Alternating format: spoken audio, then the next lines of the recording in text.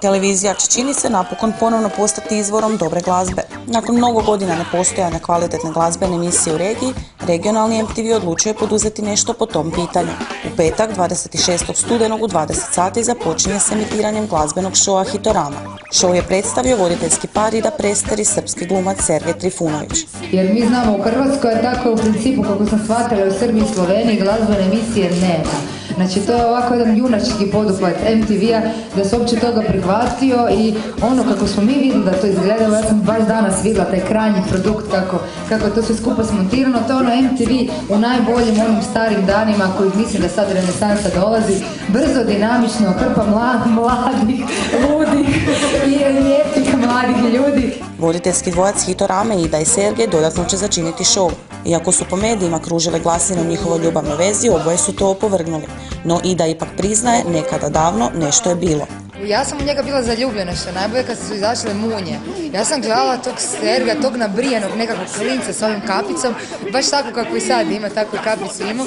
I on je meni bio, ja sam se raspamećivala, da sam je 19-20 godina kada je taj film izašao.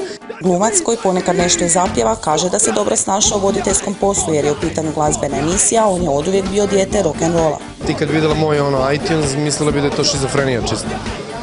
Mislim, ja preko dana slušam i od Mozarta, Beethovena, Marije Kalas pa do preko Beatlesa i mislim ne znam čega sve ne. Osim svirke uživo, sastavni dio Hitorame bit će intervju i bez dlake na jeziku i reportaže iz regije. Po Hrvatskoj će u potrazi za dobrim zvukom lutati Marijana Batinić i Petra Nižetić. Ne, mi smo dosta često znamo reći da smo ljene Dalmatinke, pa onda pokrivamo jedna drugu. Znači kad se jednoj ne radi, onda druga malo potegne i tako obratno. Uglavnom, znači, to je taj dalmatinski sindrom. Lakše nam je kad smo zajedno, lakše je zato što možemo podijeliti poslove, lakše je zato što i probleme dijelimo. Među prvim izvođačima u Hitoraminom studiju okušali su se dečki iz legendarnog Psihomodo Popa.